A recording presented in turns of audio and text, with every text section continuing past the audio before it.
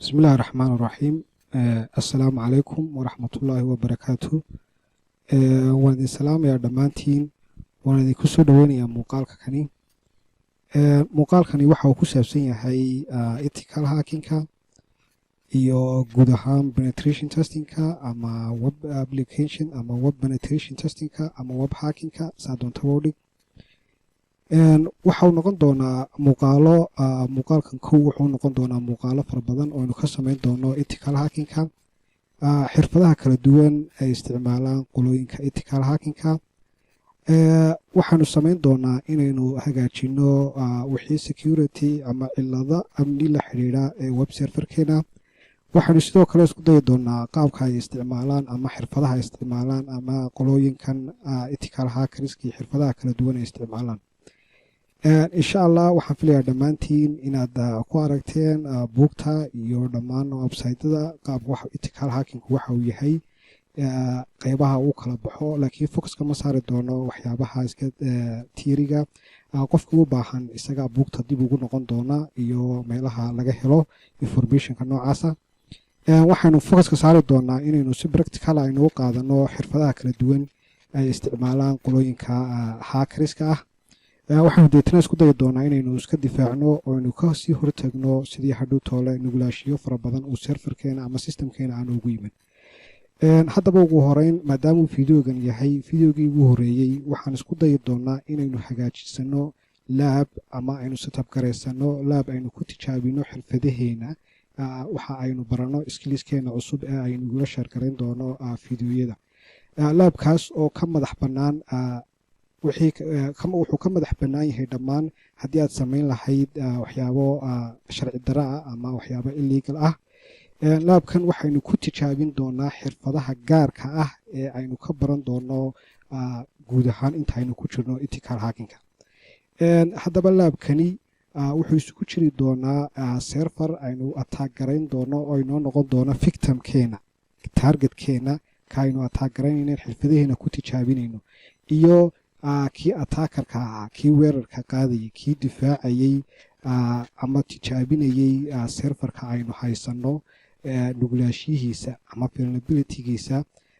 kii operationkii aynu u adeegsanayn. dhammaantood serverka aynu u isticmaalayno victimka ee targetkeena ah iyo kan kale attackerka ahba waa operating systems weeyaan ama waa OS weeyaan.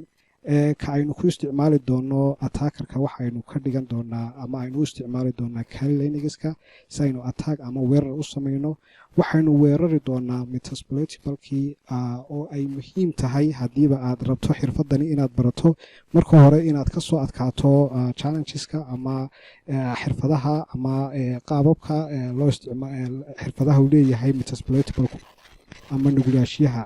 metasploitableku waxa weeyaan waa server, waa operating system kaasoo loogu talagalay in lagu tijaabiyo qofkii baranaya ethical hackingku uu xirfadihiisa uu ku tijaabiyo. waa operating system weeyaan, waana lasoo download garaya. haddaba muuqaalkani wuxuu ku saabsan yahay qaabkii aynu laabkaasi aynu u samayn lahayn iyo laabkan qaabkii aynu u isticmaali lahayn iyo qaabka aynu isugu xidhi lahayn. okay, ugu horeyn waxaanu isticmaali doonaa hadduu ilaahay qadaro softwarekan oo inoo suuro gelinaya inaynu samaysano dhexdiisa kombiyuutaro. softwarekan magaciisa waxaa loo yaqaanaa virtual box. waxa uu inoo suuro gelinayaa inaynu samaysano system virtual ah ama computer virtual ah. softwarekan waxaynu ka soo download garaynay websitekiisa officialka. qaabka loo soo download garayana waa inaynu tusi doonaa. waxaa kalooynu u baahannahay inaynu soo download garaysano Kali Linuxka. laba nooc baad soo download garaysan kartaa, inaad isticmaasho ISO fileka iyo inaad isticmaasho pre-built virtual machine-ka. labadaba waa inaynu tusi doonaa iyo meesha laga soo download garayo. sidoo kale waxaanu isticmaali doonaa victimkeena iyo websiteka laga soo download garay, isna waan idin tusi doonaa. haddaba waxaan soo furanayaa Google Chrome-kayga. Google Chrome-ka markaad soo furato ugu horeyn waxaanu soo download garaynaynaa virtual machine-ka.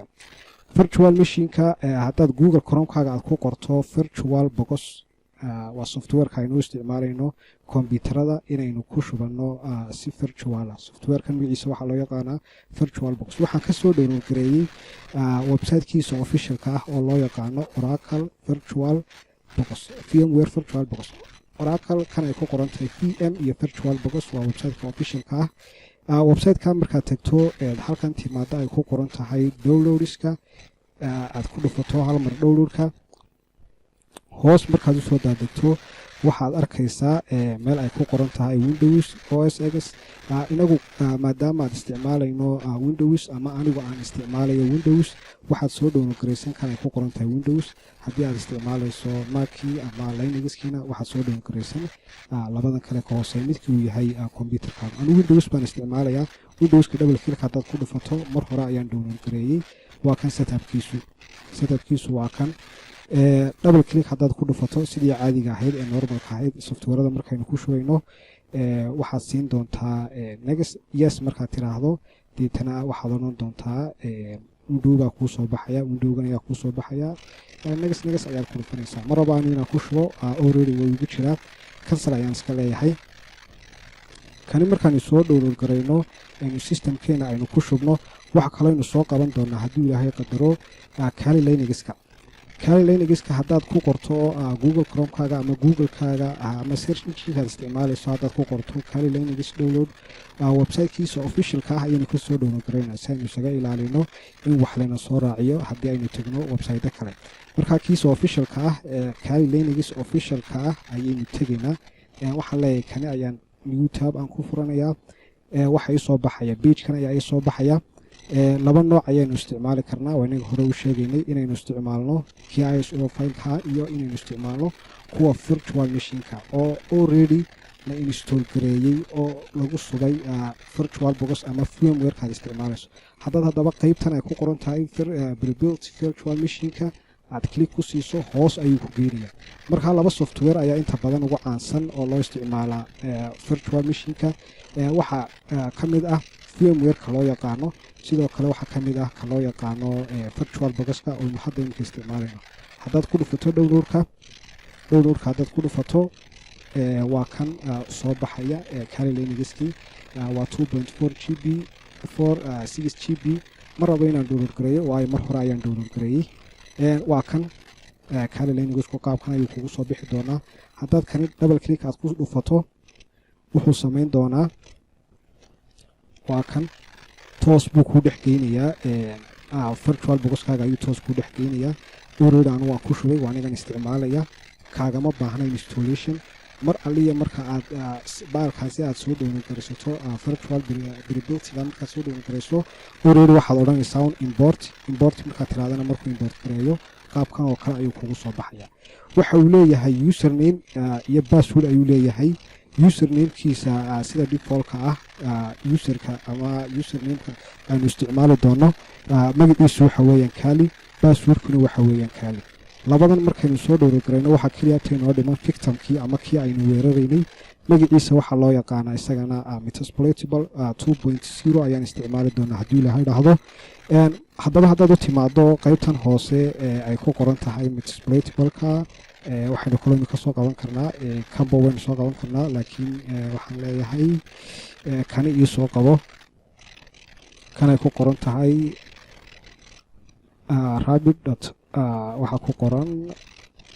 qoran kulley dhammaantood linkeedan oo dhan waxaan ii soo dhigi doonaa description-ka haddaad ku dhufato halkan ay ku qoran tahay metasploitable 2 is available at halkan waa available ka yahay haddaad website-kan ugu sarreeya aad ku dhufato waxaa kuu soo baxaya page-kan ayaa kuu soo baxaya page-kan haddaad hoos usoo daadegto waxaad ka download garayn halkan ayaad magacaaga gelini iyo waxoogaa foomkan ayaad buuxin deetna submit downloadka isaga ayaa kuu bilaabay already anu waan soo download gareeyey waa kan halkan ii yaala metasploitable-ku markaad haddaba qaabkan aad usoo download garayso waxaad samayn right click haddii uu kugu jiro winrarkii ama waad extract garayn nooca doontaba u extract gareeyo deetana waxaad samayni markaad extract samayso waxoogaa kana la moodaa in waxoogaa uu yar kagan yahay bal mar labaad ayaan ku celinayaa saan idiin tuso kani waan iska delete garaynayaa remove ayaan leeyahay delete all files okay kan markuu ku dhammaado insha Allah waan idin tusi doonaa qaabka ugu fudud ee loo install gareeyo bahalkan loo yaqaano metasploitable-ka intuu inoo soo daaranayo kaasi waxaanu sii daaranaynaa Kali Linux-ka Kali Linuxka ayaa leeyahay star qaabkan ayaa halkan ayaa marka rabto computerka inaad shido halkaas ayaa lagu dhuftaa ay ku qoran tahay star ama right click ayaad odhani deeto halkan ayuu ku soo dhigayaa star taas ayaa ku dhufani marka haddaba kan iska soo laabto waxa ku soo baxaya oo uu dhowgiisu ku soo saaraya sorry waan idin raali gelinayaa computerkaygu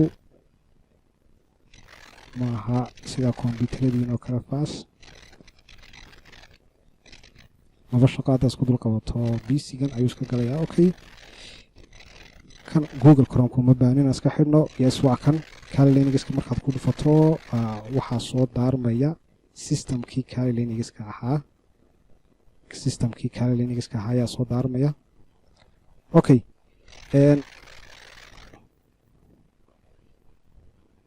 haddaba VirtualBox haddaad soo noqoto oo inoo dhammaaday keenii metasploitablekii waan extragareeyey waa ka halkan inoo yaala locationkeedu waxa weeyaan sida userka dhugmata oo halkaas weeyaan deeto virtualkaaga ayaad usoo noqon VirtualBox softwareka halkan ay ku qoran tahay new ayaad ku dhufani new markaad ku dhufato magac ayaad u bixinaysaa serverkaaga waxaad odhan ba haddaad doonto Victim Operation OS ayaad odhani halkan taybka nooca uu yahay serverkan inuu install gareynayno waa Linux maaha Windows maaha nooca uu yahay ayaa soo dooran serverkan waa Linux weeyaan haddaad Debian 64 ka dooratis okay macna malaha negas ayaad odhan halkan waxaad ka siin RAM-ka intuu ka isticmaalayo operationkan aynu hadda install gareynayno negas ayaad odhan deeta halkan marka la joogo waxaad odhani optionkan hoose ay ku qoran tahay use existing virtual disk okay deetana halkan yar ayaad browse ama qaabkii yarayada ayaad ku dhufan browse folder khayra u eg halkan ayaad ad ka soo odhan waxaad toos aad u tegi locationkii uu ku yaalay metasploitablekii location ku yaalay waxaa ku qornaa new folder waa kan metasploitablekii double click haddaad ku dhufato ood ku soo dhufato mar labaad folderkaas waa kan kaynu rabno inaynu soo import garayno deeto waxaad odhani open deetana haddana waxaad kusoo dhufanay choose waxaad odhani create intaa markaynu samayno waxaynu sidoo kale aynu u baahannahay si aynu isugu xidhno labadani aynu isku network aynu uga dhigno settingska ayaa tegi settingska markaad tagto networka ayaad ku dhufan deeto halkan waxaad ka soo doorani NAT network si aad NAT networka aad u hesho waa qodobkaasi waxaad sameeyay halkan sare ay file ku qoran tahay ayaa tagi preferenceska ayaad ka dooran preferenceska markaad doorato waxaad iman halkan ay ku qoran tahay NAT kan imika si default uma helaysid ilaa intaad adigu odhanayso ad markaad tiraahdo deeta hadhow tole waad dooran karaysaa NAT networka kulley haddii muuqaalkaasi ama kulley waan filaya inaad dhammaantiin wada isticmaashaan virtual machine-ka laakiin haddii wax cilad uun ahayd ma soo wajahdo ama aad aragtaan kulley video kale ayaynu ka soo samayn doonaa waxaan filayaase inaad wada taqaanaan qaabka loo sameeyo naadka preferencega markaad tagto okay haddaba settingska markaad timaado naadka waxaad iska hubini halkan inaad ku dhufato NAT network deetana aad soo doorato NAT networkii aad hadda samaysay okay cancel ayaan leeyahay sidoo kale virtual machine-kan ayaa waxaan hubinayaa in uu isna naadkaasi uu ii connect garaysan yahay isagana waa same okay intaa markaan helo waa kan horey nuu sheegnay username-ku waxa weeyaan Kali sida default-ka password-kuna waxa weeyaan Kali waxaan leeyahay open waxaan ka wada login ayaan leeyahay deeto login markaan idhaahdo systemkaygii Kali Linuxkii waa kan si fiican ayuu soo kacay sidoo kale waxaan daarayaa operationkan kale ee victimkaynoo ah waxaan leeyahay star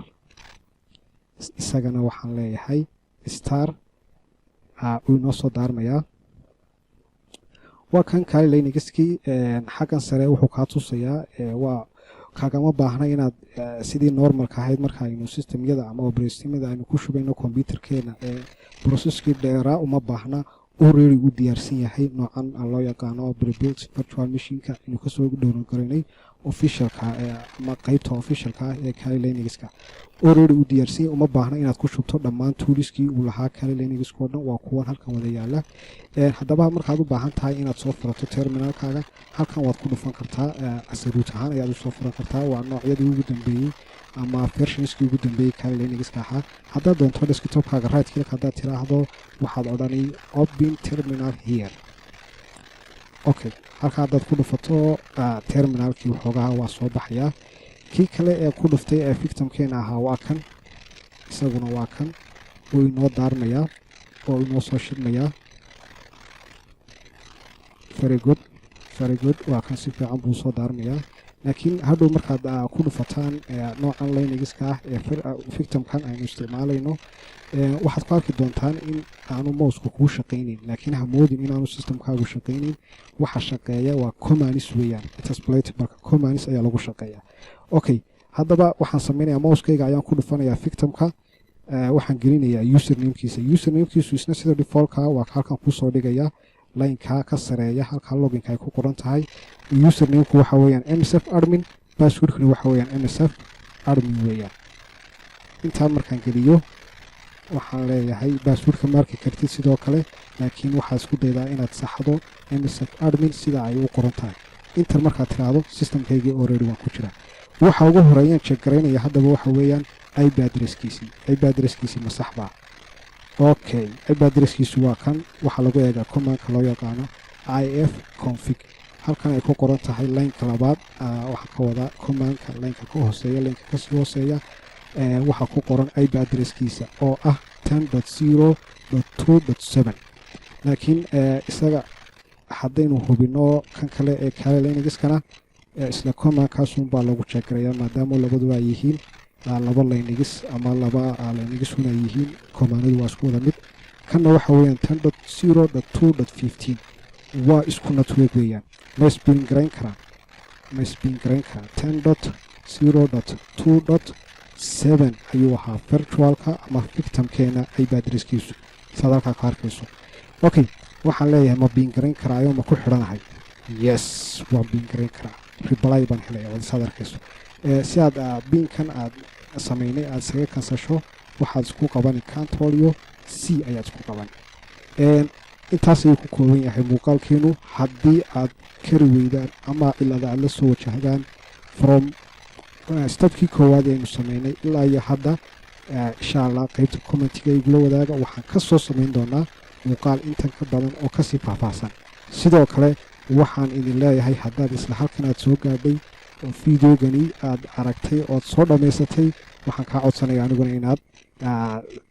like saarto muuqaalka sidoo kale aad nagu soo biirto haddaanaad nagu soo biirin wixii aad la kulanto haddii aad la kulanto wax iladana qaybta commentiga igula wadaag assalaamu calaykum waraxmatullaahi wabarakaatu